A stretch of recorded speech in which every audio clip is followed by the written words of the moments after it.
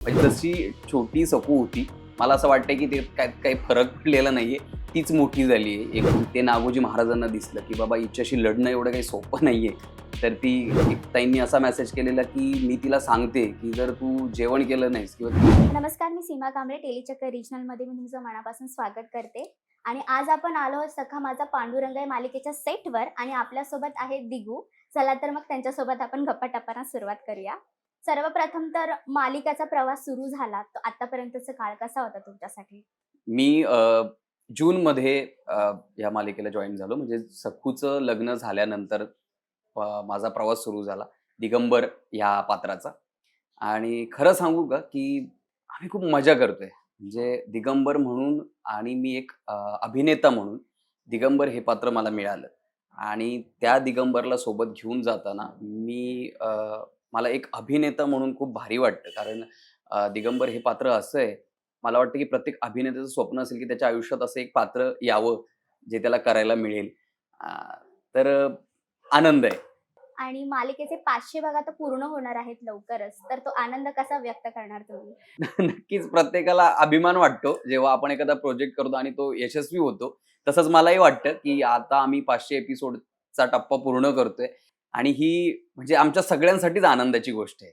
सगळ्या सखा माझा पांडुरंगच्या टीमसाठी. आणि माणिक सोबत जे लग्न झालंय तुमचं, त्याबद्दल काही ट्विस्ट आहे का, की खरोखरच हां, नक्कीच. सखूला माणिक बरोबर जे लग्न झाले त्यात ट्विस्ट तर आहे आणि ते तुम्हाला आजच्या एपिसोडमध्ये बघायला मिळणार आहे. म्हणजे आज जो आपण आता इंटरव्ह्यू करतोय त्यातल्या हं. आजच्या एपिसोडमध्ये बघायला मिळेल तुम्हाला, की काय ट्विस्ट आहे तो.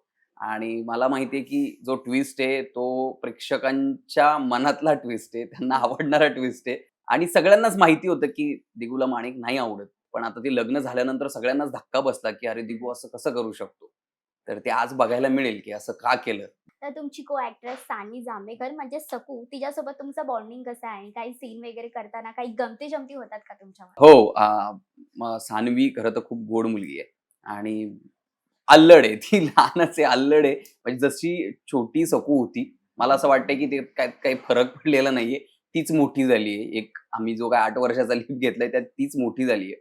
आणि हो, खूप आम्ही मस्ती करतो आणि तेवढंच सिरियसली आम्ही सीन पण करतो. तिच्याबरोबर छान मैत्री झालेली आहे माझी. म्हणजे खूप कमी वेळात मैत्री झाली खरं तर.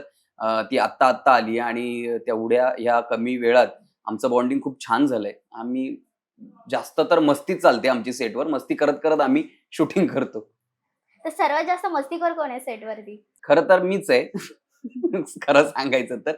म्हणजे मला आवडतं मस्ती, मजा करत आपण शूट करणं आणि आता त्यात 2 आणखी भर पडली आहे ती सखू आणि माणिकची आणि यांच्या व्यतिरिक्त जर कोणी मस्तीखोर असेल तर तो आमचा शंभू आहे, जो खूप मस्तीखोर आहे.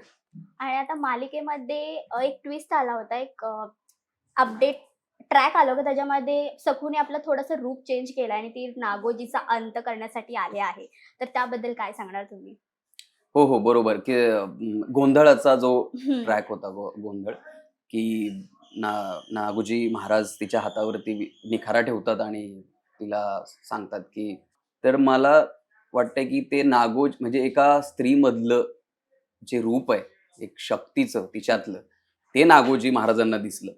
कारण सकू ही एक सामान्य स्त्री जरी वाटत असेल मालिकेमध्ये, पण ती एक शक्ती आहे, जे त्या एपिसोडमध्ये तुम्हाला बघायला मिळालं, की ते नागोजी महाराजांना दिसलं, की बाबा हिच्याशी लढणं एवढं काही सोपं नाहीये. तर ती कालिका माता तुम्ही बघितली. तर आता प्रेक्षकांकडून काही अशा कमेंट्स वगैरे आल्या आहेत का, जी तुमच्यासाठी खूप खास असेल अशी एखादी कमेंट? एक नाही म्हणू शकत. हं, मी म्हणजे खूप प्रेम मिळतं. सखा माझा हं. पांडुरंगच्या प्रत्येक कलाकाराला खूप प्रेम मिळतं आणि मजेशीर गोष्ट अशी आहे, की ही जी सीरियल आहे, ती तेलुगूमध्ये पण डब होते आणि कन्नड भाषेत पण डब होते. म्हणजे जेव्हा मला मेसेज, डीएम यायला लागलेत Instagramवरती, तेव्हा मला कळलं, की अरे, ही आपली तिकडे डब होते आणि आपली महाराष्ट्रातली मराठी ऑडियन्स तर खूप प्रेम करतो आणि तसं त्यांच्या मेसेजद्वारे कळतंच. म्हणजे बरेच मेसेज असे येतात, की आमची 2 वर्षाची मुलगी आहे, 3 वर्षाची मुलगी आहे, जी तुमची सीरियल बघते आणि एक एक ताईंनी असा मेसेज केलेला, की मी तिला सांगते, की जर तू जेवण केलं नाहीस किंवा ती खेळत बसली, मस्ती करत राहिली, तर मी तिला सांगते, की "बाबा तू जर जेवण केलं नाहीस, तर रात्री तुला सकू-दिगूची मालिका बघू देणार नाही." तर असे पण मेसेज आहेत आणि ते वाचून खूप भारी वाटतं आणि जे तेलुगू भाषिक लोक आहेत, जे कन्नड भाषिक लोक आहेत, त्यांचे पण मेसेज DM येतात. तिकडे रंगारंगा पांडुरंगा म्हणून सिरियल ती लागते आणि तेही तितकंच प्रेम प्रत्येक कलाकारावर आणि आपल्या मालिकेवर करतात. तर हे बघून खूप आणि वाचून खूप आनंद होतो, की इतकं छान आहे सगळं. तर सखा माझ्या पांडुरंगाच्या ऑडियन्ससाठी आणि आमच्या ऑडियन्ससाठी काही खास मेसेज तुम्ही देणार का मालिकेत? हो, की असंच प्रेम करत राहा आमच्यावर आणि ह्या चॅनलवरती सुद्धा. सखा माझा पांडुरंग तुमच्यासाठी नेहमीच मेहनत घेतोय. आमचे कलाकार असतील, असतील सगळेच म्हणजे इव्हन आमची सखा माझा पांडुरंगची टीम म्हणजे रायटर असतील, डिरेक्टर असतील, टेक्निशियन्स असतील, सगळी लोकं खूप मेहनत घेतात आणि तुमच्यापर्यंत एक चांगल्या गोष्टी पोहोचवतात.